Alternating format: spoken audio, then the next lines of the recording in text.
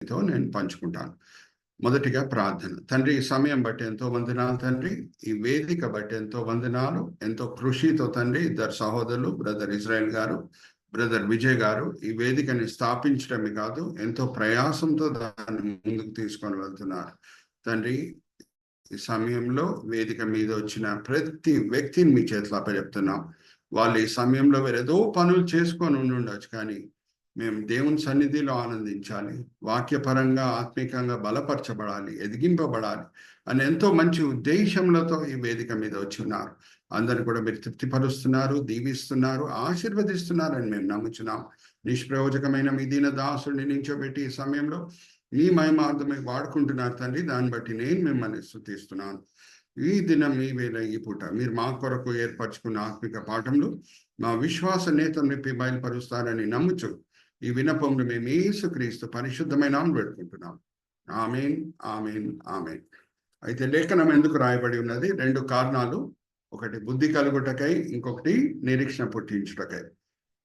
నేను ఒక చిన్న ఉపమానం పంచుకొని ముందుకు వెళ్తానండి. ఫుట్వేర్ అనగానే శాండిల్స్ అన్నా, చెప్పల్స్ అన్నా, షూస్ అన్నా వెంటనే ఏ కంపెనీ మనకు గుర్తొస్తుందండి? అన్మ్యూట్ చేసుకొని చెప్పండి. ఫుట్వేర్ అనగానే వెంటనే ఏ కంపెనీ మీకు గుర్తొస్తుంది? బాటా. Right answer. అయితే బాటా షూ కంపెనీ వాళ్ళు ఒక ఆఫ్రికా దేశంలోని ఒక చిన్న పట్టణం, దాంట్లో వాళ్ళ షాపు ఓపెన్ చేయాలా, స్థాపించాలా లేదా అనే దాని విషయం బట్టి ఇద్దరు సర్వేయర్స్ని పంపించారంట. ఎందుకంటే షాపు అక్కడ స్థాపించటం అంటే అది పెట్టుబడితో కూడిన విషయం కాబట్టి అక్కడ సేల్ ఉంటుందా, సేల్ ఉంటేనే కదా మనకి లాభం కలుగుతుంది అని ఫస్ట్ ఆఫ్ ఆల్ సర్వే చేయడానికి ఇద్దరు సర్వేయర్స్ని పంపించారంట. ఇద్దరు సర్వేయర్స్ ఆఫ్రికా చిన్న పట్టణం లోపల వెళ్ళినప్పుడు వాళ్ళకి ఆశ్చర్యం పుట్టింది. ఏమనంటే అక్కడ ఎవరు కూడా ఏ ఫుట్వేర్ కూడా వాడట్లేదు. షూస్ సంగతి పక్కన పెట్టండి, శాండిల్స్ సంగతి పక్కన పెట్టండి, ఈవెన్ చెప్పల్స్ కూడా వాళ్ళు వాడట్లేదు. అయితే ఒక సర్వేయర్ వెంటనే బాటా ఆఫీస్ హెడ్ క్వార్టర్స్కి ఆయన సందేశం పంపించాడు, వైర్ చేశాడు టెలిగ్రామ్.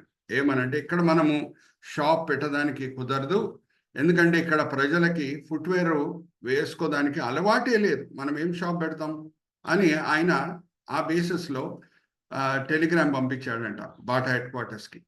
కానీ రెండో సర్వేయర్ పరిస్థితి ఆయన కూడా చూసింది ఒకటే, ఈ ఆఫ్రికా చిన్న పట్టణంలో ఎవరు కూడా ఫుట్వేర్ వేసుకునే అలవాటు లేదు అక్కడ. సో ఈయన పంపించిన టెలిగ్రామ్ ఎగ్జాక్ట్లీ ఆపోజిట్. ఏమనంటే మనం ఇక్కడ షాప్ వేయాలి, ఎందుకంటే అందరికీ మనము ఫుట్వేర్ అమ్మొచ్చు.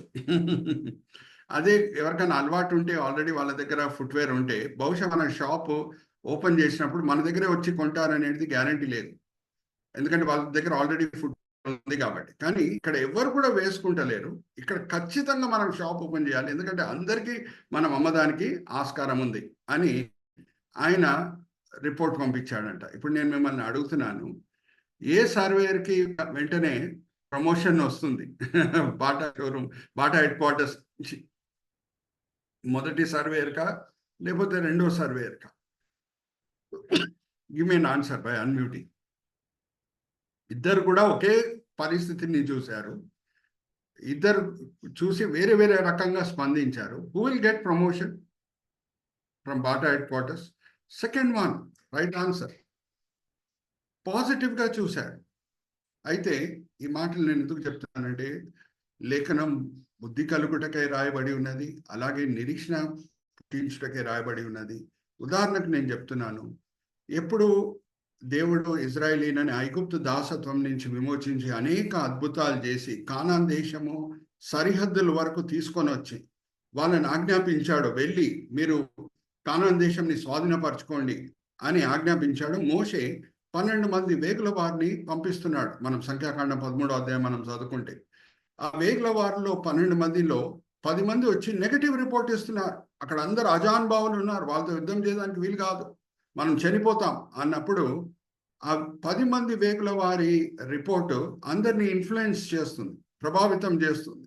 తిరిగి ఐగుప్తుకి వెళ్ళిపోదాం అని వాళ్ళు నిర్ణయించుకుంటున్నారు. కానీ ఆ 12 మందిలో ఇద్దరు, కాలేబు యెహోషువ మాత్రం ఏమంటున్నారంటే, అరే వాళ్ళ అజానుభావులే, ఆ కానానీయులు అజానుభావులే, కానీ దేవుని పక్కన వాళ్ళని నించోబెడితే వాళ్ళు మిడతలు లాంటి వాళ్ళు. వాళ్ళతో మనం యుద్ధం చేద్దాం రండి, దేవుడు మనతో పాటు ఉన్నాడు, మనం విజయం పొందుతాం, కానాన్ దేశంని స్వాధీనపరుచుకుందాం అని వీళ్ళిద్దరు మాత్రము దేవుని కొరకు నిలిచి ఉంటే, వేరే వాళ్ళందరూ కూడా తిరుగుబాటు చేస్తున్నారు. వాళ్ళందరూ కూడా ఆ అరణ్య మార్గంలోనే నశించిపోయారు.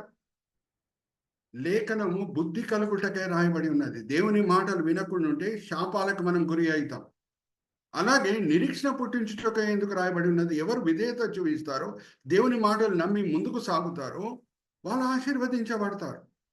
కాలేబు యెహోషువ కానాన్ దేశం చేరుతున్నారు. ఇంకా నేను మిమ్మల్ని ఒక ప్రశ్న అడుగుతున్నానండి ఈ సమయంలో. ఆ కాలేబు యెహోషువ కానాన్ దేశంని స్వాధీనపరుచుకున్నారు. అది ప్రయాసంతో కూడిన పని, యుద్ధంతో కూడిన పని. ఆ యుద్ధం చేసినప్పుడు వాళ్ళకి అవును కొంచెము ఇబ్బందులు కలుగుతాయి. యుద్ధం చేయటం అంత సులభమైంది కాదు. కొన్ని కష్టాలు ఉంటాయి, అవన్నీ కూడా ఉంటాయి. కానీ ఎప్పుడు వాళ్ళు కానాన్ దేశంని స్వాధీనపరుచుకొని ఆ కానాన్ దేశంలో ఉన్న ఫలంని ఆనందించారో, యుద్ధం చేసే కష్టాలు పెద్ద కష్టాలుగా వాళ్ళకి అనిపించి ఉంటుందా? అడుగుతున్నా మిమ్మల్ని, గివ్ మీ అన్ ఆన్సర్. అవును, యుద్ధం చేయడం కొంచెం కష్టమే, కానీ ఎప్పుడు కానాన్ దేశంని వాళ్ళు దేవుని మాటలు విని విధేయత చూపించి స్వాధీనపరచుకొని అక్కడ ఉన్న ఫలం, పాలు తేనె ప్రవహించే దేశం, దాంట్లో ఉన్న దీవెనలను వాళ్ళు ఎప్పుడు రుచి చూశారో, అనుభవించారో, యుద్ధం చేసే ప్రయాసం పెద్ద ప్రయాసంగా వాళ్ళకి అనిపిస్తుందా? Give me an answer. No. Right answer. నిరీక్షణ పుట్టించుటకై లేఖనము రాయబడి ఉన్నది. మన కొరకు దేవుడు సిద్ధపరిచిన మహిమతో పోలిస్తే ఇప్పుడు ఉన్న శ్రమలు ఎడతగినవి కావు. అమ్మా శిరీష ఒకసారి చదవమ్మా, ఎందుకు లేఖనం రాయబడి ఉన్నది? ఒకటి బుద్ధి కలుగుటకై, ఇంకొకటి నిరీక్షణ పుట్టించుటకై. రోమిలికి రాసిన పత్రిక 8వ అధ్యాయం 18వ వచనం చదివించమ్మా. రోమిలికి రాసిన పత్రిక 8వ అధ్యాయం 18వ వచనం. మన ఎడల ప్రత్యక్షము కాబో మహిమ ఎదుట ఇప్పటి కాలపు శ్రమలు ఎన్నతగినవి కావని ఎంచుచున్నాను. హల్లెలూయా, ప్రైజ్ ది లార్డ్. అందుకు లేఖనం రాయబడి ఉన్నది. ఒకటి బుద్ధి కలుగుటకై, రెండవది నిరీక్షణ పుట్టించుటకై. ఇది మనం ఎప్పుడు మర్చిపోకూడదు. ఇప్పుడు మనము ఫస్ట్ స్లైడ్కి వెళ్దాం. ఎప్పుడులక్కనే నేను మీకు ఫస్ట్ ఇంట్రొడక్టరీ స్లైడ్ నేను మీకు చూపిస్తున్నాను. మనం 3 అడుగులు వేస్తేనే బైబిల్ స్టడీ వెనకాల ఉన్న ముఖ్యమైన ఉద్దేశం మనము సాధించినట్టు. Brother Vijay, let's go to the first slide. మొదటిగా అబ్జర్వేషన్, రెండవది ఇంటర్ప్రిటేషన్, మూడవది అప్లికేషన్. ఈ 3 అడుగులు మనం వేస్తేనే బైబిల్ స్టడీ వెనకాల ఉన్న ఉద్దేశం మనము సాధించినట్టు. అబ్జర్వేషన్ అంటే ఏంటి? మనము ఒక పుస్తకం తీసుకొని అధ్యాయం బై అధ్యాయం, వచనం బై వచనం వెళ్తున్నాం. ఏ వాక్య భాగం దగ్గర మనం వచ్చి ఫోకస్ చేస్తున్నామో దాన్ని అబ్జర్వేషన్ అని అంటారు. ఫోకస్ చేసిన వాక్య భాగంని అర్థం చేసుకోవటము మనం ఎప్పుడు చేస్తామో దాన్ని మనం ఇంటర్ప్రిటేషన్ అని అంటాం. నేర్చుకున్న ఆత్మిక పాఠములని మన క్రైస్తవ జీవితంలో ఎప్పుడు అమలు పరుస్తామో దాన్ని మనం అప్లికేషన్ అని అంటాం. సో ఈ 3 అడుగులు వేస్తేనే బైబిల్ స్టడీ వెనకాల ఉన్న ఉద్దేశం మనము సాధించినట్టు. నెక్స్ట్ స్లైడ్కి కూడా మనం వెళ్దాం brother. We take 360 degree perspective. ఏ అంశం అన్న మనం తీసుకుంటే జస్ట్ అక్కడ ఉన్న వాక్య భాగం తీసుకోవటమే కాదు, దాంట్లో ఉన్న అర్థం చేసుకోవటమే కాదు, బైబిల్లో అటువంటి సంఘటనలు వేరే ఎక్కడన్నా ఉన్నాయా, కొత్త నిబంధనలో ఉన్నాయా అని కూడా మనం లింకప్ చేస్తాం. లింకప్ చేసిన తర్వాతనే ఆ అంశంని మనము కంప్లీట్గా స్టడీ చేసినట్టు, ఆ అంశం గురించి దేవుని సంకల్పం అంతయు మనము అర్థం చేసుకున్నట్టు. ఎప్పుడు మనము న్యూ టెస్టిమెంట్తో, కొత్త నిబంధనతో కూడా కనెక్ట్ చేస్తాము. Are you all with me? That is called taking 360 degree perspective. ఎందుకంటే ఇప్పుడు మనము పాత నిబంధనలో ఉన్నాం.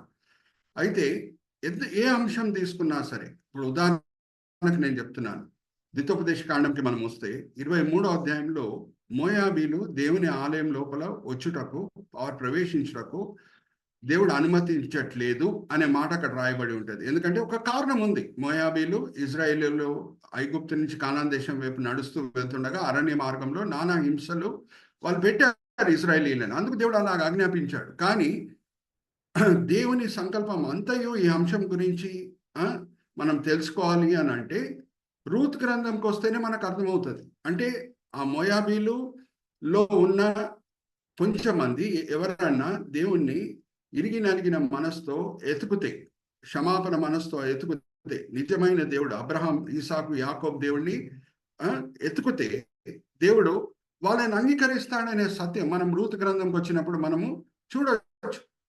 ఇంకా నేను ఒక సింపుల్ ప్రశ్న అడిగి ముందుకు వెళ్తున్నాను. మోయాబిరాలైన రూత్కి వచ్చిన అన్నిటికంటే గొప్ప ధన్యత ఏంటి చెప్పండి? ఆల్రెడీ మీకు అందరికి కూడా తెలుసు. ఇదంతా కూడా ఒక రిమైండర్గా నేను మీతో పంచుకుంటున్నాను. యాక్చువల్లీ 23వ అధ్యాయం ద్వితీయోపదేశ కాండం మొదటి 4 వచనాల్లో మోయాబీలు దేవుని ఆలయం లోపలే వచ్చుటకు పర్మిషన్ లేదు అనే మాట రాయబడి ఉన్నది. కానీ మోయాబిరాలైన Ruth, brother Vijay, right answer.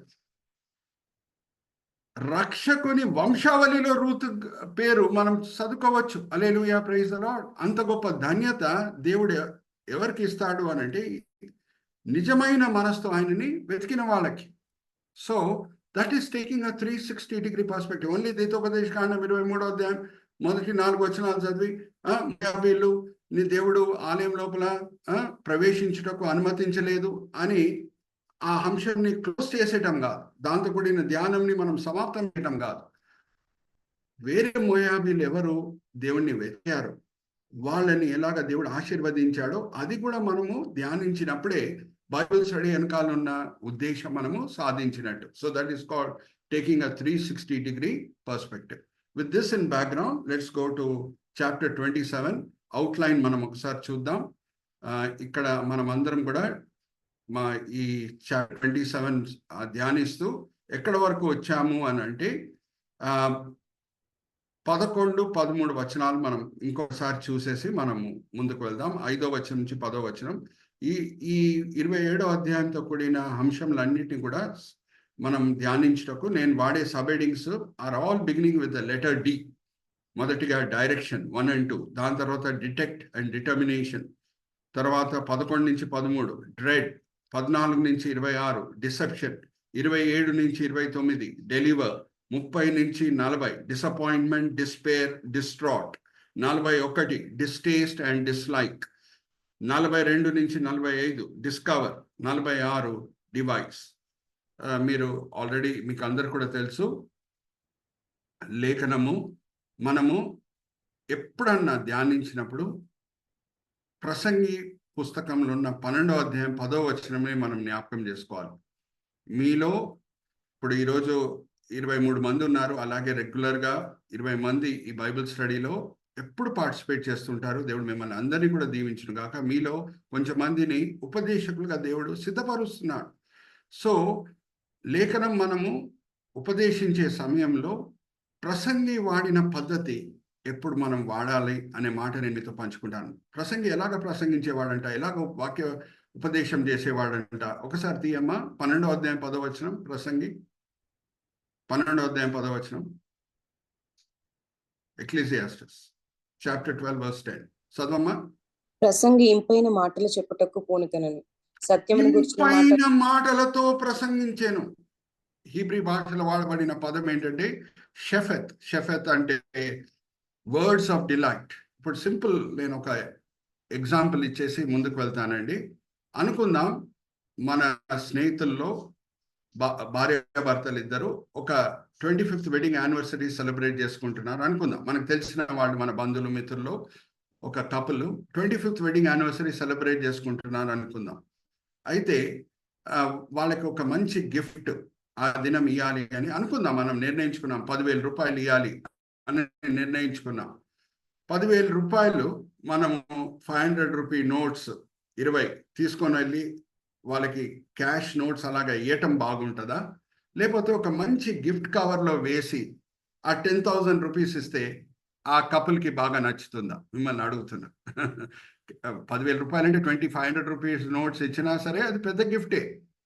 కానీ ఒక చక్కని గిఫ్ట్ కవర్లో మనం ఆ 500 రూపాయల నోట్లు పెట్టి ఇస్తే ఆ కపుల్కి ఇంకా ఎక్కువగా నచ్చుతుందా? గిఫ్ట్ కవర్ కవర్లో పెట్టి ఇస్తే హల్లెలూయా, ప్రైజ్ ది లార్డ్. సో దేవుని వాక్యం చుంటితైన దానికంటే మధురమైనది. కానీ దాన్ని ఎలాగా మనం ప్యాకేజ్ చేసి ప్రజెంట్ చేస్తున్నాము, దాన్ని బట్టి దాని మధురము ఇంకా పెరుగుతుంది. అది వాళ్ళది. దేవుని వాక్యము చుంటితైన దానికంటే మధురమైనది. దాంట్లో అయితే 2 ఆలోచనలు లేనే లేవు. కానీ ఎలాగా మనం దాన్ని ప్యాకేజ్ చేసి ప్రజెంట్ చేస్తాము. ప్రసంగి ఎలాగ చేసేవాడంట? ఇంపైన మాటలతో ప్రసంగించేవాడంట. అందుకే మనం జస్ట్ ఒక చాప్టర్ని తీసుకొని మామూలుగా కూడా ధ్యానించవచ్చు. కానీ ఎందుకు ఇలాగా ధ్యానిస్తున్నాము అని అంటే, అప్పుడు దేవుని వాక్యము ఇంకా మధురంగా ఉంటుంది. సబ్ టైటిల్స్ అన్నీ కూడా డీతో కూడిన సబ్ టైటిల్స్, అలాగే అప్పుడప్పుడు సితో కూడిన సబ్ టైటిల్స్, అప్పుడప్పుడు ఏతో కూడిన సబ్ టైటిల్స్, అప్పుడప్పుడు రైమింగ్ వర్డ్స్, అదంతా కూడా మనం వాడితే దేవుని వాక్యం మరీ చెప్తున్నాను, ఆల్రెడీ చుంటేదైన దానికంటే మధురమైనది, ఇప్పుడు ఇంకా ఎక్కువగా మధురంగా ఉంటుంది. సో రెబేకా ఈసాకు వేసిన ప్లాన్ ఏంటో తెలుసుకొని యాకోబుని పిలిపించి, నువ్వు ఈసావు వలె నటించి నాన్నగారి ఆశీర్వాదాలన్నీ కూడా నువ్వు పొందు అని ఆయనని మానసికంగా సిద్ధపరిచే సమయంలో ఈసాకు స్పందన ఎలాగుండింది అక్కడి నుంచి మనం స్టార్ట్ చేద్దాం. ఓకే, 11వ వచనం నుంచి 13వ వచనం చదవమ్మా. ఆయనకి ఏ విషయం బట్టి భయం పుడుతుంది? అరే, నాన్నగారికి తెలిసిపోతే నేను ఆయనని మోసగించటకు ప్రయత్నిస్తున్నాను, ఈసావు వలె నటిస్తున్నాను అని నాన్నగారికి తెలిసిపోతే ఆయన ఆశీర్వదించే బదులు నన్ను శపిస్తాడు. ఇక్కడ చూడండి, ఆ బూమరాంగ్ అనిమేషన్ మనం వాడుతున్నాం చూడండి. ఆ బూమరాంగ్ వేసే వ్యక్తికి ఏమవుతున్నది, అదే తిరిగి వచ్చి దెబ్బ కొడుతుందంట. Brother, focus on that. అది యాకోబు మనసునున్న భయం. అరే, నేను ఆశీర్వాదం పొందుటకు నాన్నగారి దగ్గర ఈసావు వలె నటిస్తున్నాను, అది అంతవరకు బాగానే ఉంది, కానీ ఆయనకు తెలిసి నన్ను శపిస్తే మరి ఆశీర్వాదం బదులు నాకేం దొరుకుతుందంటే శాపమే దొరుకుతుందనే విషయం బట్టి ఆయనకు భయం వేస్తుంది. ఇక్కడ చూడండి, లెఫ్ట్ సైడ్ పిక్చర్ కూడా బ్రదర్ యూ కెన్ ఎన్లార్జ్. భయంతో కూడిన వ్యక్తి మనకు కనిపిస్తున్నాడు. ఓకే, సో మా చదువుమా 11 నుంచి 13. యాకోబు స్పందన ఎలాగుండింది అమ్మగారి ప్లాన్ కి? అయినను అతని తల్లి, నా కుమారుడా, ఆ శాపం నా మీదకి వచ్చునుగాక, నీవు నా మాట మాత్రం విని. వచనాలు చదవమ్మా, 6వ వచనం నుంచి. అప్పుడు రెబ్కా తన కుమారుడు యాకోబును చూచి, ఇదిగో నీ తండ్రి నీ అన్నయ్యన ఏసావుతో మృతి పొందక మునుపు నేను తిని యెహోవా సన్నిధిని నిన్ను ఆశీర్వదించినట్లు నా కొరకు మాంసము తెచ్చి నాకు రుచిగల భోజ్యములను సిద్ధపరచమని చెప్పగా వింటిని. కాబట్టి నా కుమారుడా, నా మాట విని నేను నీకు ఆజ్ఞాపించినట్టు చేయము. నీవు మందకు వెళ్ళి 2 మంచి మేకపిల్లలను అక్కడ నుండి నా ఎద్దుకు తెమ్ము. వాటితో నీ తండ్రికి ఇష్టమైన రుచిగల భోజ్యములను అతనికి చేసేదను. నీ తండ్రి మృతి పొందక ముందు అతడు వాటిని తిని నిన్ను ఆశీర్వదించినట్లు నీవు వాటిని నీ తండ్రి ఎద్దుకు తీసుకొని పోవలెను. అందుకు యాకోబు, నా సహోదరుడైన ఏశావు రోమము గలవాడు, నేను నున్నని వాడిని కదా. ఒకవేళ నా తండ్రి నన్ను తడివి చూచును, అప్పుడు నేను అతని దృష్టికి వంచకుడుగా తోచిన ఎడల నా మీదకి శాపమే గాని ఆశీర్వాదము తెచ్చుకొనని చెప్పాను. ఆయనను అతని తల్లి, నా కుమారుడా. ఆయన మనసులో ఉన్న భయం ఏంటో పంచుకుంటున్నాడు. ఆశీర్వాదం కాదు, కౌంటర్ ప్రొడక్టివ్ కావచ్చు. The whole thing can boomerang. ఇక్కడ చూడండి, చక్కగా బ్రదర్ మనకు చూపిస్తున్నారు చూడండి, విజయ్ బ్రదర్. ఎవరు బూమరాంగ్ విసిరేస్తున్నారో అది తిరిగి వచ్చి ఆయనకే కొడుతుంది. This entire plan can become counter productive. ఇది నేను ఆశీర్వాదములు పొందుటకు నేను చేస్తున్నాను, కానీ దీనివల్ల నేను శపించబడొచ్చు అని ఆయన మనసులో ఉన్న భయము తల్లితో పంచుకుంటున్నాడు. అప్పుడు తల్లి గారు ఎలాగా ఆయనను బలపరుస్తున్నారు ఒకసారి ఇప్పుడు చదవమా. అయినను అతని తల్లి, నా కుమారుడా, ఆ శాపము నా మీదకి వచ్చును గాక, నీవు నా మాట మాత్రం విని పోయి వాటిని నా ఎద్దుకు తీసుకుని రమ్మని చెప్పగా అతడు వెళ్ళి వాటిని తన తల్లి ఎద్దుకు తీసుకుని వచ్చాను. ఇప్పుడు ఈ శాపం నా మీదకి రానుగాక అని రెబెకా అంటుంది. ఇప్పుడు రెబెకా మనసులో ఏమన్నా కొంచెమన్నా భయం ఉందా అండి? అడుగుతున్నా మిమ్మల్ని. ఎందుకు ధైర్యంగా మాటలు పలకగలుగుతుంది? Give me an answer. No, there is no fear. Why? Because she is a first hand witness to the divine prophecy. ఆమె స్వయాన దేవుని మాటలు ఆమె వినింది.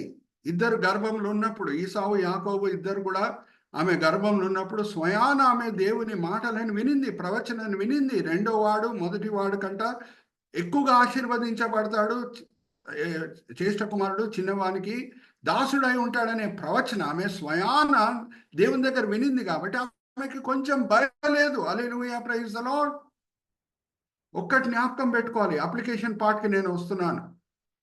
మనం దేవుని చిత్తం ప్రకారంగా నడుచుకునే సమయంలో సమాజం ఏమనుకుంటుందో దాన్ని బట్టి మన మనసులో భయం అనేది ఉండకూడదు. Hallelujah, praise the Lord. What is the purpose of Bible study? Till we come to the application part, the purpose is not achieved. సమాజం వలన మనకి హాని కలుగుతుందో ఆ హాని బట్టి కూడా మన మనసులో భయం ఉండకూడదు. ఎప్పుడు మనం దేవుని చిత్తం ప్రకారంగా నడుచుకుంటున్నాం అనే విషయము మన హృదయంలో నాటబడినప్పుడు. హల్లెలూయా, ప్రైజ్ ది లార్డ్. ఎందుకంటే మనం ఎప్పుడు దేవుని చిత్తం ప్రకారంగా నడుచుకుంటున్నామో మన చుట్టూ ఉన్న ప్రజలకు అర్థం కాకుండా ఉండొచ్చు, కానీ దేవుని సన్నిధి మనతో పాటు ఉంటుంది. దేవుని సన్నిధి మనతో పాటు ఉంటే లోకం అంతా కూడా మనకు విరోధంగా ఉన్నా సరే మనకి ఏ భయము పుట్టకూడదు. హల్లెలూయా, ప్రైజ్ ది లార్డ్. అమ్మ ఒక్కసారి చదవమ్మా, శిరీష 8వ అధ్యాయం రోమిలికి రాసిన పత్రిక 8వ అధ్యాయం 31వ వచనం. రోమిలికి రాసిన పత్రిక 8వ అధ్యాయం 31వ వచనం. బైబిల్స్ అండర్లైన్ చేసుకోండి. ఇట్లుండగా ఏమందము, దేవుడు మన పక్షమునుండగా మనకు విరోధి ఎవడు? దేవుడు మన పక్షం ఉండగా మనకు విరోధి ఎవరు? లోకమంతా కూడా ఒక వైపు ఉండి దేవుడు మన వైపు ఉంటే చాలు. అరే వాక్ విత్ మీ. అరే ఈ శాపం నా మీద రాని, ఎందుకు భయపడుతున్నావు? నేను విన్నా స్వయాన దేవుని మాటలు. మీరిద్దరూ ఇంకా జన్మించకూడా లేదు, నా గర్భంలో ఉన్నప్పుడే దేవుని మాటలు నేను విన్నాను. నువ్వే ఎక్కువగా ఆశీర్వదించబడతావు, నీ అన్నయ్య నీకు దాసుడై ఉంటాడనే మాటలు నేను విన్నాను అనే విషయం బట్టి ఆమె మనసులో కొంచెం కూడా భయము లేదు. మనం నేర్చుకునే పాఠం ఏంటి 2024లో? ఈ సంఘటన నుంచి, రెబెకా మాటల నుంచి మనం నేర్చుకునే పాఠం ఏంటి? Unless we come to the application part, the purpose behind Bible study is not achieved అని నేను ఇంట్రొడక్షన్లోనే మీతో పంచుకున్నాను. సమాజం ఎలాగా స్పందిస్తుందో, మన ఇంటి వాళ్ళు కూడా ఎలాగా స్పందిస్తారో అది అంత ముఖ్యమైనది కాదు. ఎప్పుడు మనము దేవుని చిత్తం ప్రకారంగా నడుచుకోవడానికి నిర్ణయించుకున్నాము. ఆర్ యు ఆల్ విత్ మీ? నేను పెట్రోల్ బంక్ ఇన్స్పెక్టర్ ఉద్యోగం విడిచిపెట్టి సేవకు వచ్చేటప్పుడు కొంచెం మంది మా ఇంటి వాళ్ళనే అరే వీడు పిచ్చివాడు అని అన్నారు. కానీ నేను దేవుని చిత్తం ప్రకారంగా నడుచుకుంటున్నాను. ఉద్యోగం విడిచిపెట్టాను. 1,50,000 రూపాయల జీతం ఉద్యోగం విడిచిపెట్టుటకు నేను నిర్ణయించుకున్నాను. ఎందుకంటే అది దేవుని చిత్తం ప్రకారంగా చేసే కార్యం అని నాకు తెలుసు.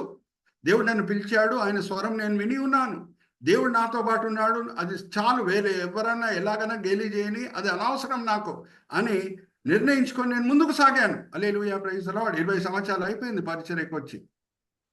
ఇప్పుడు వాళ్ళే ఎవరు పిచ్చివాడు అని అన్నారో వాళ్ళే వచ్చి దేవుడు మీతో పాటు ఉన్నాడండి అని అంటున్నారు. Hallelujah, praise the Lord. మన దేవుడు గొప్ప దేవుడు. Are you all with me? So దేవుడు చిత్తం ప్రకారంగా మనం నడుచుకుంటున్నామా, అది ముఖ్యం. Are you all with me? Let's go to the next slide brother.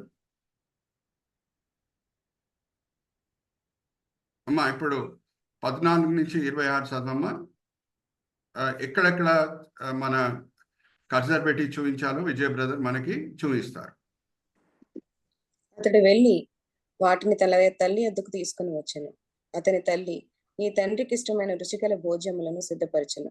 మరియు తన జ్యేష్ఠ కుమారుడగు ఏసావునకు సొగసైన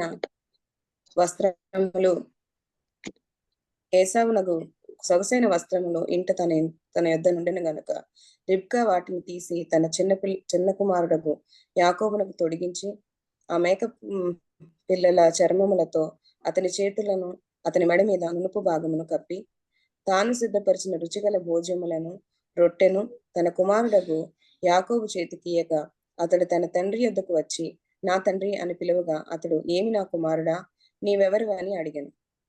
అందుకు యాకోబు నేను ఏసావు అను నీ జ్యేష్ఠ కుమారుడను. నీవు నాతో చెప్పిన ప్రకారము చేసి ఉన్నాను.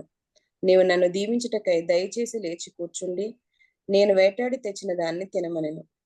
అప్పుడు ఇస్సాకు నా కుమారుడా, ఇంత శీఘ్రముగా అది నీకెట్టు దొరికనని అడగగా అతడు నీ దేవుడని యెహోవా నా ఎదుటికి దాన్ని రప్పించుట చేతనే అని చెప్పాను. అప్పుడు ఇస్సాకు నా కుమారుడా, నీవు ఏసావును నా కుమారుడువో కావు, నేను నిన్ను తడివి చూచెదనని దగ్గరికి రమ్మని చెప్పాను. జాగ్రత్తలు పాటిస్తున్నాడు ఇసాకు. ఎందుకంటే చర్మం అయితే ఈసావు లెక్కనే ఉంది, కానీ స్వరం మాత్రం యాకోబు వలె ఉంది. గుడ్డివాడు ఈసాకు, దగ్గర రామంటున్నాడు. చదవమ్మా.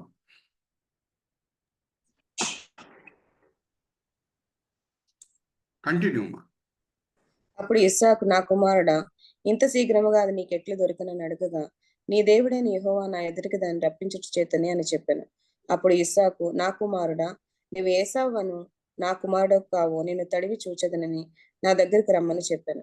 యాకోబు తన తండ్రి అయిన ఇస్సాకు దగ్గరికి వచ్చినప్పుడు అతని తడివి చూచి, స్వరము యాకోబు స్వరము గాని చేతులు ఏశావు చేతులే అనెను. యాకోబు చేతులు తన అన్న అయిన ఏశావు చేతుల వలె రోమము గలవైనందున ఇస్సాకు అతన్ని గుర్తుపట్టలేక అతన్ని దీవించి, ఏసావు అని నా కుమారుడవు నీవేనా అని అడుగుగా, యాకోబు నేనే అనెను. అంతటా అతడు, అది నా యొద్దకు తెమ్ము, నేను నిన్ను దీవించినట్లు నా కుమారుడు వేటాడి తెచ్చినది తిందుననెను. అతడు తెచ్చినప్పుడు అతడు తినెను. ద్రాక్షారసము తేగ అతడు త్రాగెను. తర్వాత అతని తండ్రి అయిన ఇస్సాకు, నా కుమారుడా, దగ్గరకు వచ్చి నన్ను ముద్దు పెట్టుకోమని అతనితో చెప్పాను. అతడు దగ్గరికి వచ్చి అతని ముద్దు పెట్టుకొనెను. అప్పుడు అతడు అతని వస్త్రములను వాసన చూచి అతనిని దీవించి ఇట్లనెను, ఇదిగో నా కుమారుని ఇక్కడ సువాసన. ఆపమ్మా. సో ఎక్కడన్నా ఇప్పుడు ఒక ప్రశ్న అడిగి నేను ముందుకు వెళ్తున్నాను. అదేంటంటే, యాకోబు చేసిన కార్యంలో ఆయన చేశాడు, రెబెకా చేసే కార్యంలో ఆమె చేసింది. కానీ ఫైనల్గా ఈసాకు నోటి నుంచి యాకోబు పట్ల ఆశీర్వాదాలు వచ్చేటట్లు ఎవరు చేస్తున్నారండి? Give me an answer. యాకోబు, దేవుడు. Hallelujah, praise the lord. మన కార్యంలో కూడా, మన పరిచర్యలో కూడా మనం చేసేది మనం చేయాలి, దేవుడు చేసేది దేవుడు చేస్తాడు. ఇప్పుడు సింపుల్ నేను ప్రశ్న అడుగుతున్నాను మిమ్మల్ని. రాతే బాణంలో నీళ్లు నింపండి అని దాసులకి యేసుక్రీస్తు ప్రభువారు ఆజ్ఞాపించారు. ఆ రాతే బాణంలో ఉన్న నీళ్ళని ఇప్పుడు ద్రాక్షరసంగా దాసులు మార్చగలుగుతారా? ఇమి దేవుడు చేస్తారు. అది దేవుడు చేస్తారు. మన కార్యం మనం చేయాలి, దేవుని కార్యం దేవుడు చేస్తాడు. యాకోబు మాంసం తెచ్చాడు, ఈసావు వలె చర్మం తొడిగించుకున్నాడు, ఆయన ధరించుకున్నాడు, ఆయన వెళ్తున్నాడు తల్లి మాట విని. అలాగే మరి ఇంకొక ప్రశ్న కూడా నేను అడుగుతున్నాను.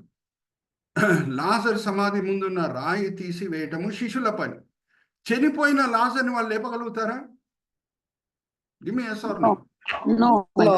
వాళ్ళు చేసే పని వాళ్ళు చేయాలి, దేవుడు ఆయన పని ఆయన చేస్తాడు.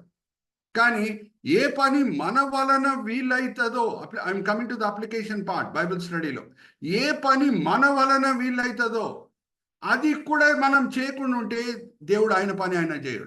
Are you all with me? So మన పని మనం చేయాలి, దేవుడు ఆయన పని ఆయన చేస్తాడు.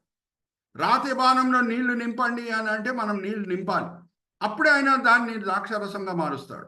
లాజరు సమాధి ముందు ఉన్న రాయిని తీసివేసేయండి అని అంటే మనం తీసివేసేయాలి, అప్పుడు చనిపోయిన లాజర్ని ఆయన లేపుతాడు. అరే నువ్వు ఈసావు వలె ఆ బట్టలు వేసుకొని నువ్వు వెళ్ళు, ఆ ఫలానది ధరించుకొని నువ్వు వెళ్ళు అని రెబెకా చెప్పిన మాటలని యాకోబు పాటిస్తున్నాడు. కానీ ఆయన మనసుని కదిలింపజేసింది, ఈసాకు మనసుని కదిలింపజేసింది, ఆయన నోటి నుంచి ఆశీర్వాదాలు వచ్చేటట్లు చేసింది అది దేవుడు. Hallelujah, praise the Lord. Are you all with me? So then is delivering the blessings. మనం వర్డ్ డెలివర్ అనే మాట ఎప్పుడు వాడతాము అని అంటే, ఈ డెలివర్డ్ అ సర్మన్, ఈ డెలివర్డ్ ద బెనెడిక్షన్ అని అంటాం కదా. అలాగే now is coming to the blessings. అమ్మా 27 నుంచి 29 చదవమ్మా. What are the blessings which is delivering upon Jacob? ఇదిగో నా కుమారుని సువాసన యెహోవా దీవించిన చేని సువాసన వలెనున్నది. ఆకాశపు మంచును, భూసారమును, విస్తారమైన ధాన్యమును, ద్రాక్షరసమును దేవుడు నీకు అనుగ్రహించిన గాక. జనములు నీకు దాసులగుదురు, జనములు నీకు సాగిలపడుదురు. నీ బంధు జనములకు నీవు ఏలికవై ఉండుము, నీ తల్లి పుత్రులు నీకు సాగిలపడుదురు. నిన్ను శపించేవారు శపించబడుదురు, నిన్ను దీవించేవారు దీవించబడుదురు. ఇస్సాకు యాకోబును దీవించుట అయిన తరువాత చాలమ్మా. సో ఇక్కడ వరకు మనం వచ్చాం. మరి ఐఎమ్ రిమైండింగ్ యూ, జాగ్రత్తగా వినండి. నిన్ను దీవించేవారు దీవించబడతారు, నిన్ను శపించేవారు శపించబడతారు. సో 2024లో క్రైస్తవంగా మనం నేర్చుకునే పాఠం ఏంటంటే, అప్లికేషన్ పాఠం మనం వచ్చినప్పుడు, ఇజ్రాయెల్ దేశము కార్యములన్నీ కూడా మనకు అర్థం కాకుండా ఉండొచ్చు. సో అర్థం కానప్పుడు మనం దీవించే అవసరం లేదు. కానీ ఇజ్రాయెల్ దేశంని మాత్రం ఎప్పుడు అరే వాళ్ళు అలాగ ప్రవర్తించారు, అరాబీల పట్ల ఇలాగ ప్రవర్తించారు, హమాస్ పట్ల ఇలాగ ప్రవర్తిస్తున్నారు, హెజ్బోల్లా పట్ల అని శపించుటకు మాత్రం మనకు అధికారము లేదు. ఇంకా ఫాస్ట్ ఫార్వర్డ్ మోడ్లో మనం ఆది కాండంలోనే వెళ్తే, నేను పోయిన వారం కూడా చెప్పాను, మరీ గుర్తు చేస్తున్నాను. లాబాన్ దగ్గర నుంచి యాకోబు ఆయన మామగారి దగ్గర నుంచి పారిపోయి వచ్చే సమయంలో రాత్రి వేళ లాబాన్కి కనిపించి దేవుడు ఇచ్చిన ఆజ్ఞ ఏంటంటే, ఓకే నువ్వు యాకోబుని ఆశీర్వదించకు కానీ శపించకు అని చెప్పాడు. ఎందుకంటే దేవుడు దేన్ని ఆశీర్వదించాడో దాన్ని శపించుటకు మనకు అధికారం లేదు. Are you all with me? That is the application part. నిన్ను ఆశీర్వదించే వాళ్ళు ఆశీర్వదించబడతారు, నిన్ను శపించేవారు శపించబడతారు. సో ఆ మాటలు మనము 2024లో కూడా పెట్టుకోవాలి. ఎందుకంటే మనం ఈ కాలంలో సోషల్ మీడియా యుగంలో మనం ఉన్నాం. మనం ఏ వాట్సాప్ గ్రూప్లో ఉంటామో అక్కడ ముస్లిం ఫ్రెండ్స్, ముస్లిం అక్వైంటెన్సెస్ కూడా ఉంటారు. వాళ్ళకి ఇజ్రాయెల్కి విరోధంగా వాట్సాప్ పోస్టులు అవన్నీ కూడా పంపిస్తూ ఉంటారు. మనం కూడా వాళ్ళకి సపోర్ట్ ఇవ్వాలని వాళ్ళు కోరుకుంటూ ఉంటారు. Yes, we may not bless Israel, but we have no business to curse Israel. Are you all with me? So ఇది మనం నేర్చుకునే application part. Okay, let's go to the next slide brother.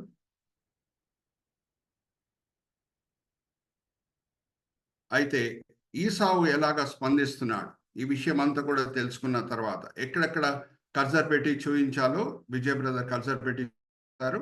మా 30వ వచనం నుంచి 40వ వచనం చదివించమ్మా. ఇస్సాకు యాకోబుని దీవించుట అయిన తరువాత యాకోబు తన తండ్రి అయిన ఇస్సాకు ఎదుటి నుండి బయలుదేరి వెళ్ళిన తక్షణమే అతని సహోదరుడైన ఏసావు వేటాడి వచ్చెను. అతడును రుచిగల భోజ్యములను సిద్ధపరిచి తన తండ్రి యొద్దకు తెచ్చి, నా తండ్రి నన్ను దీవించినట్లు లేచి నీ కుమారుడు వేటాడి తెచ్చిన దాన్ని తినుమని తన తండ్రితో ననెను. అతడు తండ్రి అయిన ఇస్సాకు నీవెవరివని అతన్ని అడిగినప్పుడు అతడు, నేను నీ కుమారుడు ఏసావు అను, నీ జ్యేష్ఠ కుమారుడనగా ఇస్సాకు మిక్కటముగా గడగడ వణుకుచు, ఇట్లయితే వేటాడి భోజమును నా యొద్దకు తెచ్చిన వారెవరు? నీవు రాకమునుపు నేను వాటిలో తిని వాటినన్నింటిలో తిని అతన్ని నిజముగా దీవించితిని. అతడు నిజముగా దీవింపబడిన వాడాయను. ఏసావు తన తండ్రి మాటలు వినినప్పుడు దుఃఖాకాంతుడై పెద్ద కేక వేసి, ఓ నా తండ్రి, నన్నును దీవించుమని తన తండ్రితో చెప్పాను. అతడు, నీ సహోదరుడు కపటోపాయముతో వచ్చి నీకు రావలసిన దీవెన తీసుకొని పోయాను.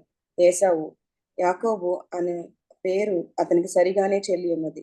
అతడు నన్ను ఈ 2 మార్లు మోసపుచ్చును, నా జ్యేష్ఠత్వం తీసుకొనెను.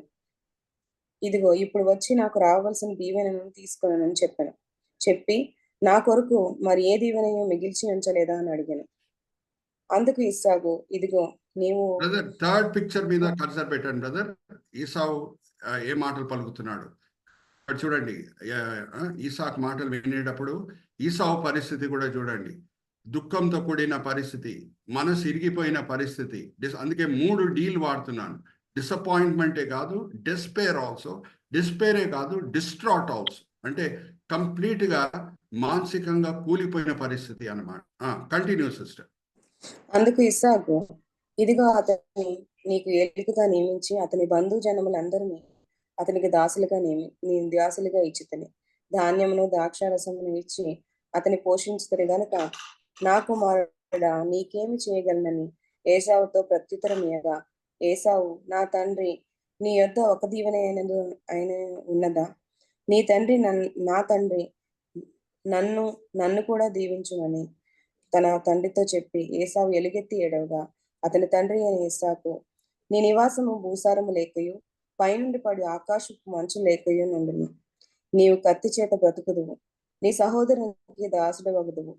నీవు తిరుగులాడుచుండగా నీ మెడ మీద నుండి అతని కాడి విరిచివేయదువు అని అతనికి ఉత్తరం ఇచ్చాను. థ్యాంక్ యూ అమ్మా. అయితే 2 విషయాల్లో ఆల్రెడీ ఈసావు ఎలాగ రాజీ పడాడో మనం చూసాం. ఒక పూట భోజనం కొరకు ఆయన జ్యేష్ఠత్వంని అమ్మివేయుట. అలాగే పెళ్లి విషయంలో కూడా ఆయన సొంత తండ్రి ఈసాకు ఆయన ముందే ఉన్నాడు. ఆయన ఎలాగ దేవుని సమయం కొరకు కనపెట్టాడో పెళ్లి విషయంలో ఆయనకు తెలుసు. వాళ్ళ నాన్నగారి జీవితంలో జరిగిన సంఘటన ఆయనకు తెలుసు. కానీ అక్కడ కూడా తొందరపాటు, అక్కడ కూడా రాజీ పడటం. మరి అన్నీ కూడా దేవుని చిత్తం ప్రకారంగానే జరుగుతుంది.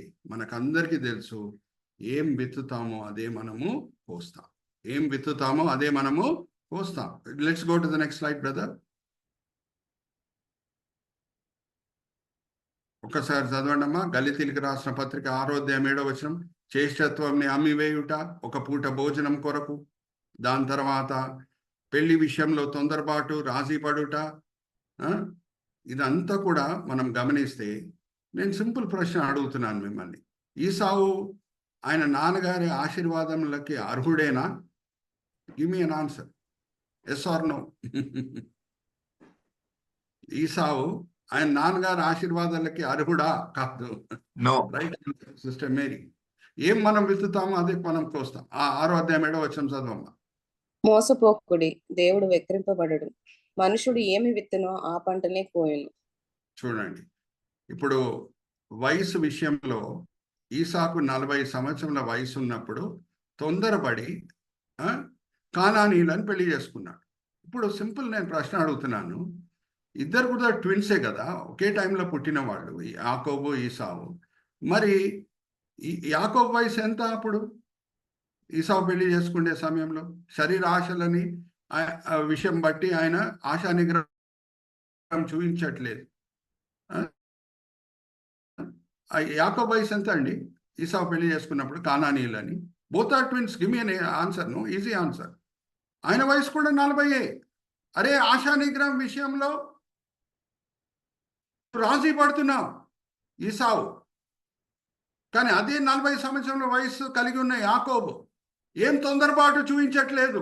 ఇంకా మనం ఈ అధ్యాయం చివరి వచనాలకు వచ్చినప్పుడు, నెక్స్ట్ అధ్యాయం మొదటి 5 వచనాలు మనము వచ్చినప్పుడు, యాకోబు పెళ్లి విషయంలో ఎంత ఆశా నిగ్రహం చూపిస్తున్నాడు, దేవుని చిత్తం కొరకు ఎలాగా కనబెడుతున్నాడు, అన్ని కూడా మనం చదువుకోవచ్చు.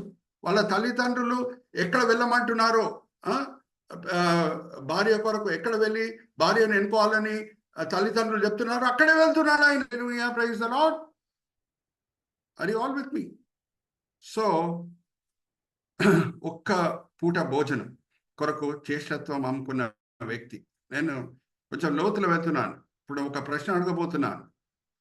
ఒక్క పూట భోజనం కొరకు ఆయన చేష్టత్వంని అమ్ముకున్న వ్యక్తి, పెళ్లి విషయంలో ఆశా నిగ్రహం చూపించకుండా తొందరపాటు పడిన వ్యక్తి, ఆ వ్యక్తి వంశావళిలో రక్షకుడు పుట్టుటకు వీలుందా? Yes or no? No. No. అంతే. Are you all with me? రక్షకుడు ఎక్కడి నుంచి రావాలి? యాకోబు ద్వారానే రావాలి. Hallelujah, praise the Lord. ఇప్పుడు తీయండి అమ్మా, ఎక్కడి నుంచి వస్తున్నది రక్షణ ఈ లోకంకి? 4వ అధ్యాయము యోహాను సువార్త 4వ అధ్యాయము 20వ వచనం నుంచి చదవమ్మా.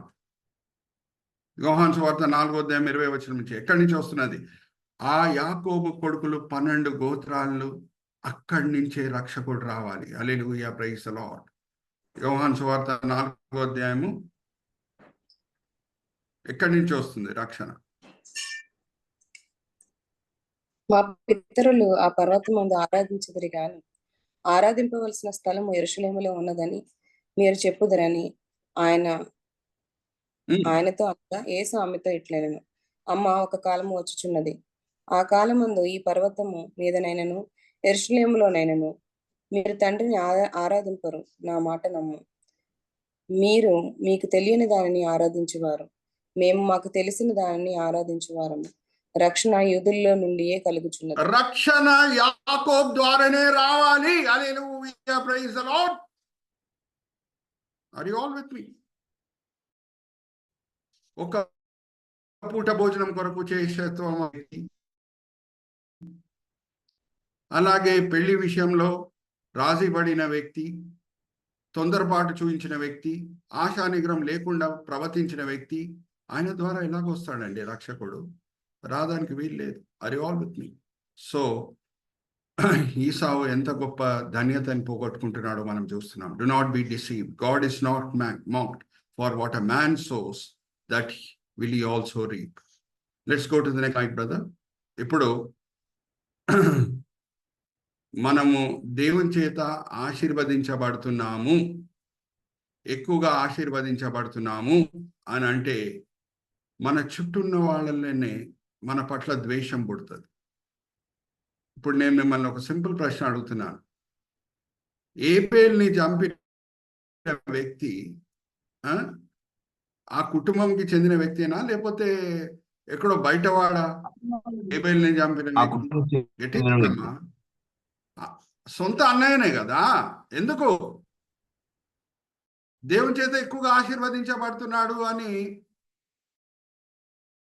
ఆయన మనసులో ద్వేషం వచ్చేసింది. దేవుడు మన వైపు ఉంటే, బెటర్గా ఉంటే ఆటోమేటిక్గా స్వాభావికంగా మన పట్ల వాళ్ళ హృదయంలో ద్వేషం పుడుతుందంట. ఒకసారి తీయమ్మా, 1 యోహాను 3:9. విజయ్ బ్రదర్ కూడా మనకు డిస్ప్లే చేస్తారు. ఎప్పుడు వస్తుంది ప్రజలకి ద్వేషం? మన ఆత్మిక జీవితము వేరేల ఆత్మిక జీవితం కంటే బెటర్గా ఉన్నప్పుడు కూడా వాళ్ళ మనసులో ద్వేషం వచ్చేస్తుందంట. దేవుని చేత మనం ఎక్కువగా ఆశీర్వదించబడుతున్నాం, దేవునికి మనం సమీపంగా ఉన్నామంటే కూడా వాళ్ళకి ద్వేషం వచ్చేస్తుందంట. ఒకసారి అమ్మా మా బ్రదర్ స్క్రోల్ డౌన్ బ్రదర్. మనము దేవుని పిల్లలమని పిలువబడినట్లు మన తండ్రి మనకెట్టు ప్రేమను అనుగ్రహించును చూడుడి. మనము దేవుని పిల్లలమే. ఈ హేతువు చేత లోకము మనల్ని ఎరగదు, ఏలయనగా అది ఆయనను ఎరగలేదు. ప్రియులారా, ఇప్పుడు మనము దేవుని పిల్లలమై ఉన్నాము. మనం ఇక మీదట ఏమవుదుమో అది 3:9 కమ్ డౌన్ బ్రదర్. 12 మనం ఒకరినొకడు ప్రేమింపవలనన్నది మొదటి నుండి మీరు వినిన వర్తమానమే కదా. మనము కయీను వంటి వారమై ఉండరాదు. వాడు దుష్టుని సంబంధి అయి తన సహోదరుని చంపెను. వాడు అతనిని ఎందుకు చంపెను? తన క్రియలు చెడ్డవి, తన సహోదరుని క్రియలు నీతి గలవని ఉండెను గనుకనే. Do not be like Cain, who belonged to the evil one and murdered his brother. Why did he murder him? Endukanta? Because his own actions were evil and his brothers were righteous. Simple. యాకోబు దేవునికి సమీపంగా ఉన్నాడా?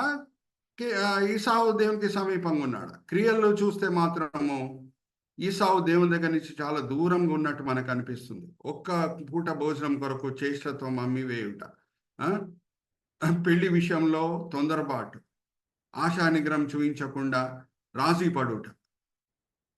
మరి ఎవరు దేవుని దీవెనలకి అర్హులు? ఎవరు ఆశానిగ్రహం చూపిస్తారు, దేవుని చిత్తం కొరకు కనబెడతారు? అంత ప్రాముఖ్యమైన విషయము పెళ్లి అనేది ఒక వ్యక్తి జీవితంలో. సో అక్కడ ఎవరు ఆశానిగ్రహం చూపిస్తారో, దేవుని చిత్తం కొరకు ఎదురు చూస్తారో, దేవుని చిత్తం కొరకు కనబెడతారో వాళ్ళు దేవునికి సమీపంగా ఉన్నట్టు, దేవుడు వాళ్ళ వైపున ఉన్నట్టు, వాళ్ళకి దేవుడు ఆశీర్వాదములు వాళ్ళ జీవితంలో కుమ్మరిస్తాడు. Are you all with me? So ఆటోమేటిక్గా ఎప్పుడు దేవుడు మన వైపు ఉంటే వేరేళ్ళకి ఏం కలుగుతుందంట? మన పట్ల ద్వేషం కలుగుతుంది. ఇప్పుడు చూడండి, let's come back to the slide show. I told you, మనం 360 పర్స్పెక్టివ్ తీసుకుంటాం. కొత్త నిబంధనతో లింకప్ చేయకుండా ఉంటే బైబిల్ స్టడీలో 360 పర్స్పెక్టివ్ మనం తీసుకున్నట్టు కాదు. ఓకే, ఇంకొక ఆశ్చర్యమైన విషయం కూడా నేను మీతో పంచుకుంటాను. చదువమ్మ 41 తన తండ్రి యాకోబుకి ఇచ్చిన దీవెన నిమిత్తము ఏసావు అతని మీద పక్కపట్టాను. మరియు ఏసావు, నా తండ్రిని గూర్చిన దినములు సమీపముగా ఉన్నవి, దుఃఖ దినములు. నా తండ్రిని గూర్చిన దుఃఖ దినములు సమీపముగా ఉన్నవి. అప్పుడు నా తమ్ముడైన ఏసావును చంపెదను అనుకుని. చూడండి, ఇప్పుడు నేను తమ్ముడిని చంపుతాను. ఇక ఫేస్ చూడండి ఒకసారి. Vijay brother point culture at ఈసావుస్ ఫేస్. పక్కనే ఉన్నాడు యాకోబు. ఆయన ఇంట్లో, ఆయన పనిలో ఆయన బిజీగా ఉంటున్నాడు. ఈయన ఫేస్ చూస్తే ఏమైనా ప్రేమ కనిపిస్తుందా, ద్వేషం కనిపిస్తుందా? Give me an answer. In 21st century by God's grace we have access to modern technology. మనం పవర్ పాయింట్ ప్రజెంటేషన్ చేయగలుగుతున్నాం, పిక్చర్స్తో పాటు మనం బైబిల్ స్టడీ చేయగలుగుతున్నాం. 21st centuryలో ఉన్న క్రైస్తవులకు ఉన్న ధన్యత ముందున్న సెంచరీస్లో ఉన్న క్రైస్తవులకి లభించలేదు పాపం. 19th centuryలో పవర్ పాయింట్ ప్రజెంటేషన్ ఉండిందా అండి? అడుగుతున్నా మిమ్మల్ని. Give me yes or no. 20th centuryలో కూడా only during the last days this technology came. So there is a saying, pictures convey 30% of the subject అని. ఒక అంశము తో కూడిన 30% సందేశము పిక్చర్లోనే ఉంటుందంట.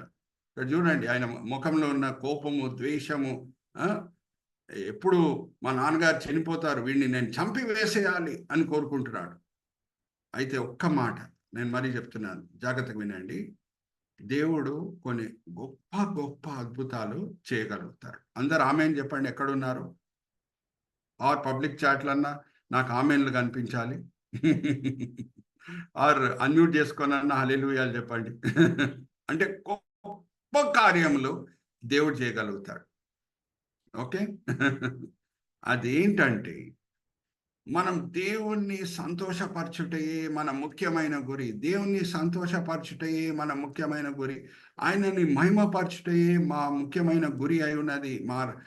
దాని తప్పితే మాకు వేరే ఏ ఉద్దేశం కూడా లేదు ఈ లోకంలో జీవించుటకు అని అంటే, అప్పుడప్పుడు దేవుడు ఒక అద్భుతం చేయగలుగుతాడు. అద్భుతం ఏం తెలుసా? తీయండి అమ్మా, సామెతల గ్రంథం 16వ అధ్యాయం 7వ వచనం. దాని తర్వాత నేను ఒక ప్రశ్న అడుగుతాను. సామెతల గ్రంథం 16వ అధ్యాయం 7వ వచనం. Unless we take a 360-degree perspective, the purpose behind Bible study is not achieved అని చెప్పాను కదా. సామెతల గ్రంథం 16వ అధ్యాయం 7వ వచనం చదవమ్మా. ఒకరి ప్రవర్తన యెహోవాకు ప్రీతికరమగునప్పుడు ఆయన వాని శత్రువులను సహా వానికి మిత్రులుగా చేయును. When the way you live pleases the Lord, he makes even your enemies to live at peace with you. This is a great miracle. ఇప్పుడు నేను సింపుల్ ఒక ప్రశ్న అడుగుతున్నాను. యాకోబు వెళ్ళిపోయాడు హారానికి, అక్కడ పెళ్లి చేసుకున్నాడు, దాని తర్వాత తిరిగి వస్తున్నాడు. ఎన్నో సంవత్సరాల తర్వాత, అనుకుందాం ఒక 30-40 సంవత్సరాల తర్వాత తిరిగి వస్తున్నాడు. ఆ సమయంలో ఈసావు స్పందన యాకోబు పట్ల ఎట్లా ఉండింది? ప్రేమపూర్వకంగా అంగీకరించాడా లేకపోతే చంపుటకు ప్రయత్నించాడా? Give me an answer. ప్రేమపూర్వకంగా అంగీకరించి. Hallelujah, praise the Lord. ఎక్కడ ఉన్నారో అక్కడ హల్లెలూయాలు చెప్పండి. ఎందుకంటే సామెతల గ్రంథం 16వ అధ్యాయం 7వ వచనం నెరవేర్పు అక్కడ మనం చూస్తున్నాం. అవును, ద్వేషించాడు, నాన్నగారు ఎప్పుడు చనిపోతారో అని ఎదురు చూస్తున్నాడు, ఈయన్ని చంపి వేసేయాలి అని కోరుకుంటున్నాడు. ఎందుకంటే ఈయన ఆత్మిక జీవితం కంటే బెటర్ ఉంది. కానీ సమయమైన కొలది యాకోబు దేవునికి ఇంకా సమీపంగా అయ్యాడు. ఇంకా పెనుగులాడుట ఇవన్నీ కూడా మనం చదువుకోబోతున్నాం. ఆదికాండం 32వ అధ్యాయంకి మనం వస్తే దేవునితో ఎలాగ పెనుగులాడుతున్నాడు, దేవునితో ఎట్లా సంబంధం ఇంకా బలపరుచుకుంటున్నాడు యాకోబు, అదంతా కూడా మనం చదవబోతున్నాం. ఆ సమయంలో అదంతా అయిపోయిన తర్వాత దేవునికి ఇంకా సమీపంగా అయిపోయిన యాకోబు తిరిగి వచ్చినప్పుడు ఇదే ఈసావు పట్ల దేవుడు ఎటువంటి మార్పు తీసుకొని వస్తున్నాడో అది కూడా మనం చదువుకోబోతున్నాం. ఎక్కడ ఉన్నారో అక్కడ హల్లెలూయా చెప్పండి. Hallelujah, praise the Lord. Are you all with me? 16వ అధ్యాయం సామెతల గ్రంథం 7వ వచనం నెరవేర్పు మనకు కనిపించబోతుందా లేదా? Yes or no? Yes. Hallelujah, praise the Lord. So ఆ సంఘటన జరిగే వరకు యాకోబు బతికే ఉండాలి. ఎందుకంటే రక్షకుడు ఆయన ద్వారా రావాలి. Hallelujah, praise the Lord. Are you all with me? రక్షకుడు ఆయన ద్వారా రావాలి. ఈసావు ప్లాన్ వేయొచ్చు చంపుటకు, ఆర్ తిరిగి వచ్చినప్పుడు కూడా ఏమేమో ఈసావు వేరే రకంగా స్పందించి ఉండొచ్చు. కానీ దేవుడు ఎటువంటి మార్పు తీసుకురాగలుగుతాడంటే ఆయనని మనం సంతోషపరిచే సమయంలో మన శత్రువులను కూడా మన మిత్రులుగా మార్చగలుగుతాడంట. Are you all with me? So let's go to the next slide brother. కానీ ఇప్పుడు చంపడానికి ప్లాన్ వేస్తున్నాడు. ఎవరికి తెలిసిపోయిందంట చంపడానికి ప్లాన్ వేస్తున్నాడు అనేది? ఈయన నోటి ద్వారా పలికాడు. ఇప్పుడు బ్రదర్ కూడా మనకి అక్కడ స్క్రిప్చర్ పోర్షన్ కూడా చూపిస్తారు. అమ్మా ఇంకొకసారి 27వ అధ్యాయము 42వ వచనం చదవమ్మా. ఇక్కడ మనకి లెఫ్ట్ సైడ్ పిక్చర్ లో ఇక్కడ కనిపిస్తుంది. ఓకే, 27వ అధ్యాయము 42వ వచనం ఇంకొకసారి చదవమ్మా. రెబ్కా తన పెద్ద కుమారుడైన ఏసావు మాటలను గూర్చి వినినప్పుడు ఇది ఒక్కసారి చదవమ్మా.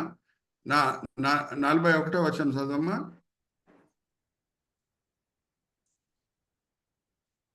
తన తండ్రి యాకోబుకిచ్చిన దీవెన నిమిత్తము ఏసావు అతని మీద పగపట్టెను. మరియు ఏసావు, నా తండ్రిని గూర్చిన దుఃఖ దినములు సమీపముగా నున్నవి, అప్పుడు నా తమ్ముడైన యాకోబును చంపెదననుకొనెను. ఇక్కడ ఇంగ్లీష్ లో పంచ్ బాగుంటది. నేను ఒక్కసారి ఇంగ్లీష్ లో చదువుతున్నాను. Esau held a grudge against Jacob because of the blessing his father has given to him. He said to himself, Esau said to himself, the days of mourning for my father are near. అంటే మా నాన్నగారు చనిపోయే సమయము సమీపించింది. Then I will kill my brother Jacob. Said to himself. దాన్ని ఇంగ్లీష్లో ఏమంటారంటే సాలిలోక్వి అని అంటారు. సాలిలోక్వి అంటే ఒక వ్యక్తి ఆయనతోనే మాట్లాడుకుంటున్నాడు. Okay. When Rebecca was told, brother, go back. When Rebecca was told, scripture portion మనం వెళ్దాము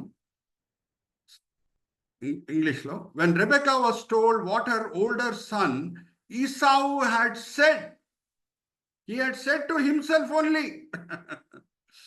ఆయననే పలికాడు కానీ ఆలోచించలేదు, కానీ పలికాడు. ఆర్ యు ఆల్ విత్ మీ? ఆలోచించడం వేరు, ఒక వ్యక్తి ఆయనతోనే మాట్లాడుకోవటం వేరు. Now let's go to the power point presentation brother. ఇక్కడ చూడండి, మనకు స్టేజ్ మీద ఒక వ్యక్తి కనిపిస్తున్నాడు. ఎవరన్నా ఆయన ముందు ఉన్నారా? ఎవరితోనే మాట్లాడుతున్నాడా లేకపోతే ఆయనతోనే ఆయన మాట్లాడుకుంటున్నాడా? Give me an answer.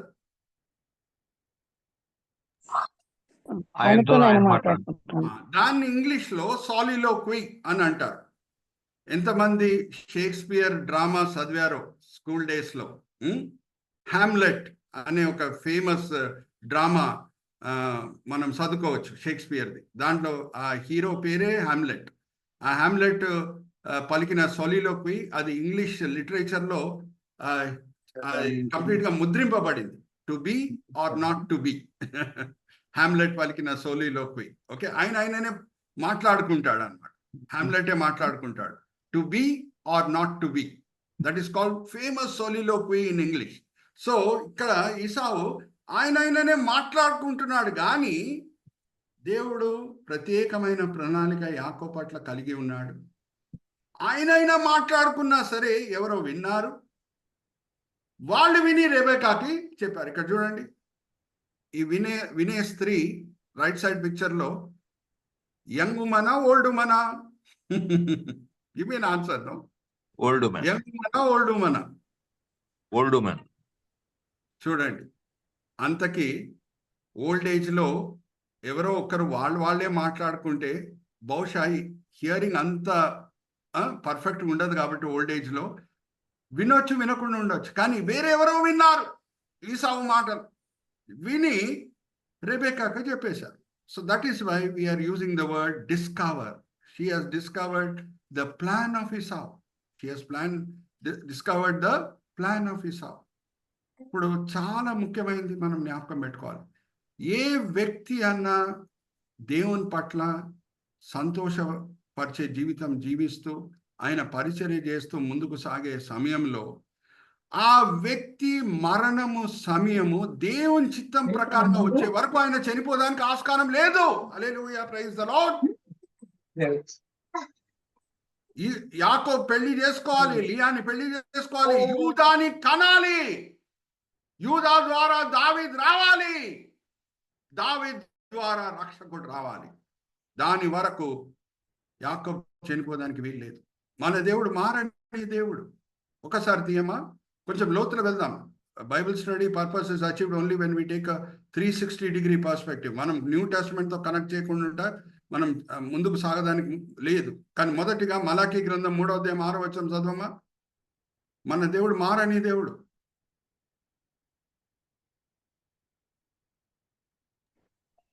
Bibles underline చేసుకోండి. యెహోవానైన నేను మార్పు లేని వాడిని గనుక యాకోబు సంతతి వారైన మీరు లయము కాలేదు.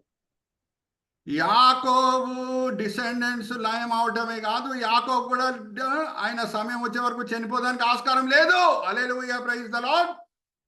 I the Lord do not change. So you descendants of Jacob are not destroyed. Leave alone descendants of Jacob. Jacob also cannot die till God's time comes. Till the purpose of God in his life is achieved. యాకోబు జీవితంలో దేవుడు ఏం ప్రణాళిక కలిగి ఉన్నాడో ఆయన ఆ ప్రణాళిక సాధించే వరకు యాకోబు చనిపోవడానికి వీల్లేదు. అది ఆల్ విత్ మీ. అయితే మనం లోతులో వెళ్దాం.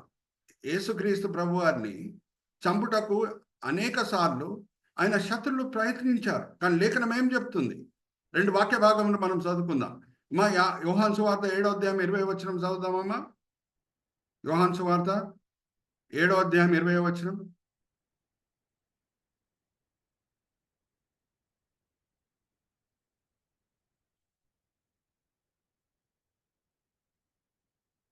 యోహాను సువార్త 7వ అధ్యాయం 30వ వచనం చదువుమా. 7వ అధ్యాయం 30వ వచనం. అందుకు వారు ఆయనను పట్టుకొని యత్నం చేసిరి గాని ఆయన గడియ ఇంకనూ రాలేదు గనుక ఎవడూ ఆయనను పట్టుకొనలేదు. యేసు యెరూషలేములో పస్కా పండుగ దినము దేవుని పస్కా గొర్రె పిల్లగా అందరి ముందు చనిపోవాలి. దాని వరకు ప్రజలు ఏ ప్రయత్నించినా సరే ఆయన చంపుటకు వాళ్ళ ప్రయత్నాలలో వాళ్ళకి ఓటమియే కలుగుతుంది, అపజయమే కలుగుతుంది. ఇప్పుడు 8వ అధ్యాయం యోహాను సువార్త 20వ వచనం కూడా చదవమ్మా.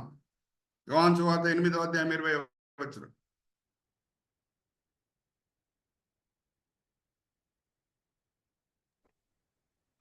ఆయన దేవాలయంలో బోధించుచుండగా కానుక పెట్టి ఉన్న చోట ఈ మాట చెప్పాను, ఆయన గడియ ఇంకనూ రాలేదు కనుక ఎవడను ఆయనను పట్టుకొనలేదు. మరి చెప్తున్నా, యేసు దేవుని పస్కా గొర్రె పిల్ల దేవుని గృహమైన యెరూషలేములో పస్కా పండుగ దినము అందరి ముందు ఆయన ప్రాణదానం చేయాలి. దాని వరకు ఆయన చంపుటకు ఎవరి వలన వీలు కాదు. ఆర్ యు ఆల్ విత్ మీ? అలాగే దేవుడు అపోస్తలులైన పౌలు పట్ల కూడా ప్రత్యేకమైన ప్రణాళిక కలిగి ఉన్నాడు. ఆయన సమయం పౌలు జీవితంలో దేవుడు అనేక పరిచర్యలు అప్పచెప్పాడు. ఆ పరిచర్యలో ఉన్న గురిలన్నీ కూడా పౌలు సాధించే వరకు ఆయన హతసాక్షిగా చనిపోవడానికి వీల్లేదు. ఒక సంఘటనను మనం చూద్దాం. Let's go to the next slide. Vijay brother, let's go to the next slide. ఇక్కడ చూడండి, యెరూషలేములో పౌలుకి విరోధంగా కొంచెం మంది ప్లాన్లు వేస్తున్నారు. ఆల్రెడీ చెరలో ఉన్నాడు.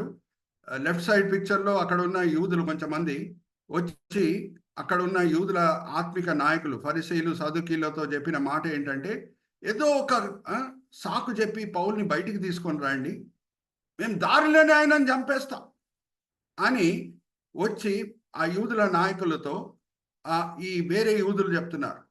వేరే యూదులు అంటే ఆ ఆరెంజ్ కలర్ షర్ట్ అదంతా కూడా ఒకసారి కర్సర్ పెట్టి చూపించాడు. Thank you brother. మధ్యలో ఉన్న వ్యక్తి, ఓకే, మధ్యలో ఉన్న వ్యక్తి ఆయన వచ్చి ప్లాన్ చెప్తున్నాడు. ఇక్కడ చూడండి, యూదుల నాయకులు ఫరిసీయులు వేరే యూదుల నాయకులు, వాళ్ళకి నచ్చుతుంది ఆయన చెప్పే మాటలు. ఓకే, రైట్ సైడ్ ఆయన బ్లూ డ్రెస్ వేసుకొని ఉన్నాడు చూడండి, ఆయన ఫేస్ లో స్మైల్ కనిపిస్తుంది మనకి. ఓకే, అయితే ఒక్కసారి చదవమ్మా. అపోస్తల కార్యం 23వ అధ్యాయం 13వ వచనం నుంచి 22వ వచనం. బైబిల్స్ అండర్లైన్ చేసుకోండి. మన దేవుడు మారని దేవుడు. Hallelujah, praise the Lord. Unless we come to the application part, the purpose behind Bible study is not achieve. ఈ కుట్రలో చేరిన వారు 40 మంది కంటే ఎక్కువ. వారు ప్రధాన యాజకుల యొద్దకు పెద్దల యొద్దకును వచ్చి, మేము పౌలును చంపు వరకు ఏమీ రుచి చూడమని గట్టిగా ఒట్టు పెట్టుకుని ఉన్నాము. కాబట్టి మీరు మహాసభతో కలిసి అతనిని గూర్చి మరి పూర్తిగా విచారించి తెలుసుకొనబోనట్టు అతనిని మీ యొద్దకు తీసుకుని రమ్మని సహస్రాధిపతితో మనవి చేయుడి. అతడి దగ్గరకు రాకమునిపే మేము అతని చంపుటకు సిద్ధపడి ఉన్నామని చెప్పి దారిలో చంపేస్తాం అని ప్లాన్ వేశారు. దారిలో చంపేస్తామని ప్లాన్ వేస్తున్నారు. అతడు పౌలు మేనల్లుడు వారు పొంచి ఉన్నారని విని వచ్చి కోటలో ప్రవేశించి పౌలునకు ఆ సంగతి తెలిపాను. అప్పుడు పౌలు శతాధిపతులు ఆ మాటలు, వీళ్ళు పలికిన మాటలు ఎవరు విన్నారంట? ఆ చిన్నవాడు చూడండి, రైట్ సైడ్, పాల్స్ నెవ్యూ, అంటే పాల్ అక్కయ్య కొడుకు. వీళ్ళు వేసే ప్లాన్ ఆయన విన్నాడంట. ఈసావు పలికిన మాటలు ఎవరో విని రెబెక్కాకు చెప్పారు. అలాగే ఈ అబ్బాయి విని ఆ శతాధిపతికి చెప్తున్నాడు. Hallelujah, praise the Lord. మన దేవుడు మానని దేవుడు. Hallelujah, praise the Lord. Unless we connect to New Testament, the purpose behind Bible study is not achieve. ఎందుకంటే ఆయన మారని దేవుడు. అలాగా అక్కడ యాకోబుని కాపాడాడు అంటే ఇక్కడ పౌల్ని కాపాడుతున్నాడు. Are you all with me? Okay, continue sister. Brother, ఒకసారి ఇంగ్లీష్లో కూడా స్క్రిప్చర్ పోర్షన్ చూద్దామా? తెలుగులో నెవ్యూ అనే వర్డ్ కరెక్ట్గా ఉందా అండి? చిన్నవాడు నెవ్యూ అని ఉందా? అయితే పౌలు మేనల్లుడు వారు పొంచి ఉన్నారని విని వచ్చి కోటలో ప్రవేశించి వెరీ పౌలునకు ఆ గుడ్, సంగతి రైట్ తెలిపాను. వర్డ్. చదవమ్మా. అప్పుడు పౌలు శతాధిపతుల్లోనొకరిని అతని యొద్దకు 23వ 23వ అధ్యాయం బ్రదర్, 23వ అధ్యాయం. మీరు 12వ అధ్యాయం చూపిస్తున్నారు. అమ్మా చదవమ్మా, కంటిన్యూ అమ్మా. అప్పుడు పౌలు శతాధిపతుల్లోనొకరిని తన యొద్దకు పిలిచి, ఈ చిన్నవారిని సహస్రాధిపతి వద్దకు తోడుకొని పొమ్ము. ఇతడు అతనితో ఒక మాట చెప్పుకొనవలెనని ఉన్నాడని అనెను. శతాధిపతి సహస్రాధిపతి యొద్దకు అతన్ని తోడుకొని పోయి, ఖైదీనైన పౌలు నన్ను పిలిచి నీతో ఒక మాట చెప్పుకొనవలె ఉన్నానని ఈ పడుచు వానిని నీ యొద్దకు తీసుకుని పోమని నన్ను అడిగానని చెప్పాను. సహస్రాధిపతి అతని చేయి పట్టుకొని అవతలకు తీసుకుని పోయి, నీవు నాతో చెప్పుకొనవలనని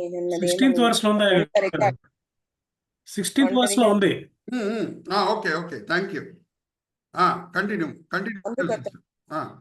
అందుకతడు నీవు పౌలును గూర్చి సంపూర్తిగా విచారింపబోనట్టు అతనిని రేపు మహాసభ నొద్దకు తీసుకుని రావాలని నిన్ను వేడుకొనుటకు యూదులు కట్టుకట్టి ఉన్నారు. వారి మాటకు నీవు సమ్మతింపవద్దు. వాళ్ళు అడుగుతారు నిన్ను, కానీ నువ్వు అగ్రి కాకు. పౌల్ని బయటికి తీసుకురావడానికి అగ్రి కాకు అని చిన్నవాడు మనవి చేస్తున్నాడు. వారిలో 40 మంది కంటే ఎక్కువ మనుషులు అతని కొరకు పొంచి ఉన్నారు. వారు అతని చంపు వరకు అన్నపానమును పుచ్చుకొనమని ఒట్టు పెట్టుకుని ఉన్నారు. ఇప్పుడు నీ యొద్ద మాట తీసుకుని వాళ్ళని కనిపెట్టుకుని సిద్ధముగా ఉన్నారని చెప్పాను. అందుకు సహస్రాధిపతి, నీవు ఈ సంగతి నాకు ఇప్పుడు రోమా సైన్యంకి ఉన్న నాయకుడు తీసుకున్న జాగ్రత్తలు ఏంటో మనం చూద్దాం. Let's go to the slide show. ఆయన విన్నాడు. ఇప్పుడు విన్న తర్వాత ఆయన తీసుకునే జాగ్రత్తలు ఏంటి, పౌల్ని ఎలాగా ఎక్కడ ఎవరి దగ్గర పంపిస్తున్నాడు, ఏం జాగ్రత్తలు పాటించాడో మనం చూద్దాం. Let's go to the next slide. ఇక్కడ చూడండి, సైనికులు ఉన్నారు పౌల్తో పాటి. 23వ వచనం 24వ వచనం చదవమ్మా. తరువాత అతడు శతాధిపతుల్లో ఇద్దరిని అతని యొద్దకు పిలిచి,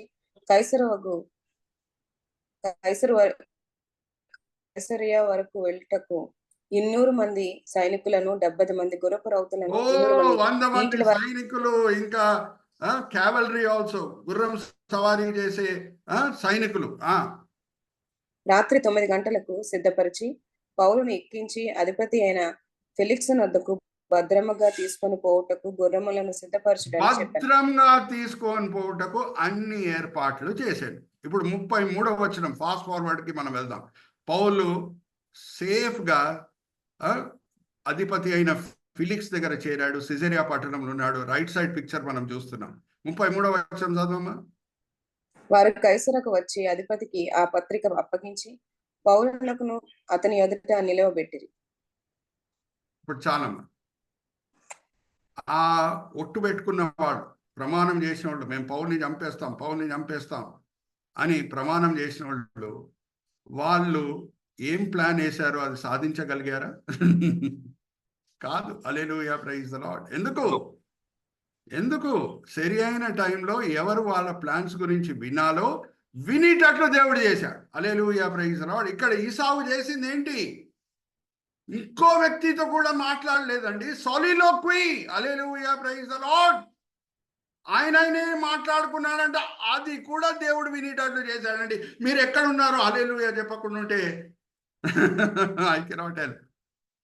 amazing, is it not? Paul విషయంలో వాళ్ళు మాట్లాడుకోవటము ఆ చిన్న అబ్బాయి విన్నాడు. ఇక్కడ వచ్చి సాలిలోక్వి, అంతే.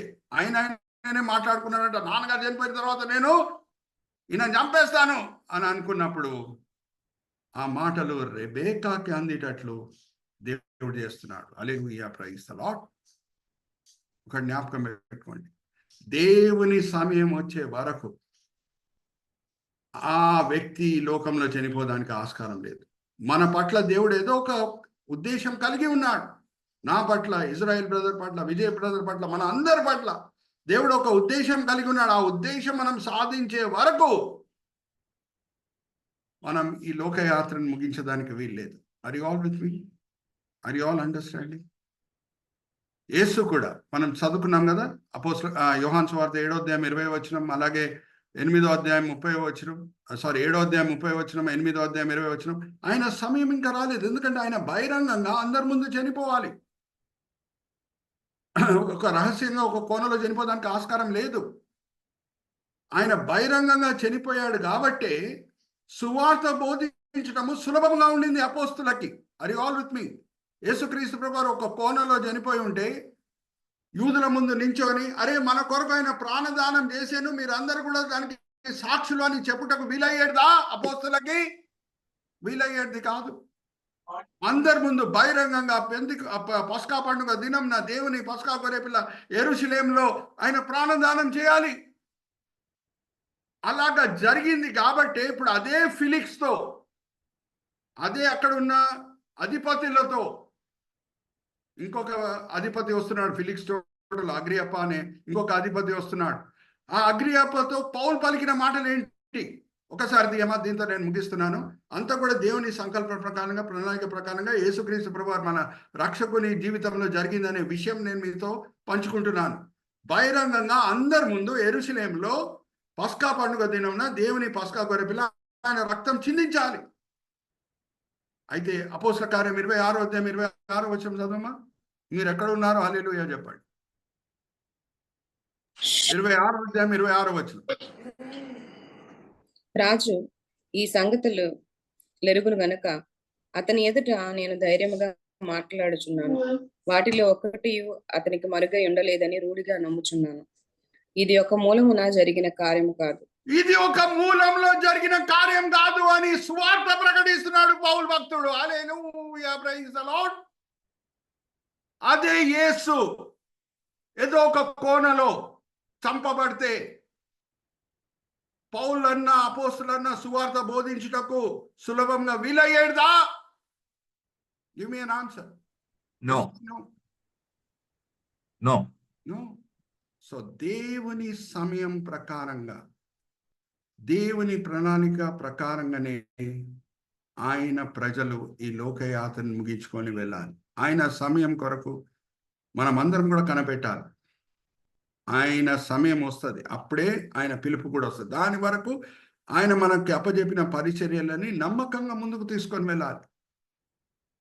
యాకోబు ఇంకా పెళ్ళి కాలేదండి, ఇంకా యూదా పుట్టలేదండి. యూదా ద్వారానే దావీదు రావాలి, దావీదు ద్వారానే రక్షకుడు రావాలి. ఎలాగా ఈసావు చంపగలుగుతాడు చెప్పండి? ఒక సాలిలో కుయి కూడా ఆయన పలికిన మాటలే వేరే వాళ్ళు వినేటట్లు దేవుడు చేశాడు. అందుకే ఇంత లోతులో నేను వెళ్తున్నాను. Why are we doing Bible study? To go in to the depths of the scriptures and to connect it with other similar scripture portions. Link up చేసి మనం అర్థం చేసుకోవాలి, ఎందుకంటే మన దేవుడు మారని దేవుడు. Are you all with me? Here I'm closing.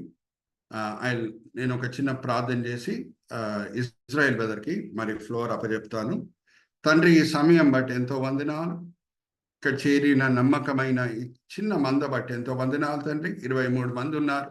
వాళ్ళు ఈ సమయంలో వేరేదో పనులు చేసుకొని ఉండవచ్చు, కానీ ఎంతో మంచి ఉద్దేశంలతో మేము వాక్యపరంగా ఆత్మికంగా బలపరచబడాలి. మా విశ్వాసంని మేము ఇంకా బలపరచుకోవాలి. మా దేవుణ్ణి ఇంకా ఎక్కువగా తెలుసుకోవాలి. ఆయన మాకు చూపించిన దారిలో మేము నడుచుకోవాలంటే ఆయనను మేము సరిగా అర్థం చేసుకోవాలి అని ఎంతో మంచి ఉద్దేశములతో తండ్రి వాళ్ళ విశ్వాసాన్ని పెంచుకుంటుటకు, వాళ్ళ నిరీక్షణని పెంచుకుంటుటకు, మీ పట్ల ప్రేమ, తోడు క్రైస్తవుల పట్ల ప్రేమని పెంచుకుంటుటకు, ఆత్మికంగా ఎదుగుటకు ఇక్కడ వచ్చి ఉన్నారు. అందరినీ కూడా మీరు ఆశీర్వదిస్తున్నారు, దీవిస్తున్నారని మేము నమ్ముచున్నాం. నిష్ప్రయోజకమైన మీ దీన దాసుడిని తండ్రి మీరు మీ మహిమార్థమై వాడుకున్నారు. దాన్ని బట్టి నేను మిమ్మల్ని స్తుతిస్తున్నాను. ఈ సమయంలో తండ్రి మీరు మాకు నేర్పించిన పాఠం మేము వినే వాళ్ళంగానే కాకుండా అమలు పరిచే వాళ్ళంగా మమ్మల్ని అందరినీ సరిదిద్దండి. ఎంతో కృషితో బ్రదర్ విజయ్ గారు ఈ వీడియో సెషన్స్ అన్నిటిని కూడా రికార్డ్ చేసి తండ్రి ఆయన యూట్యూబ్లో అప్లోడ్ చేస్తున్నారు. దాన్ని మేము సర్క్యులేట్ చేసేటట్లు మమ్మల్ని ప్రోత్సహించండి. సార్వత్రిక సంఘం కూడా అలర్ట్ నవే పరిచర్య చేత ఆశీర్వదించబడాలి. ఈ వినపంలో మేము యేసుక్రీస్తు పరిశుద్ధమైన నామములో వేడుకుంటున్నాం. ఆమేన్, ఆమేన్, ఆమేన్. థ్యాంక్ యూ పాస్టర్ గారు. 27వ అధ్యాయంలో ఎన్నో లోతైన విషయాలను ఇవాళ మీరు బయలు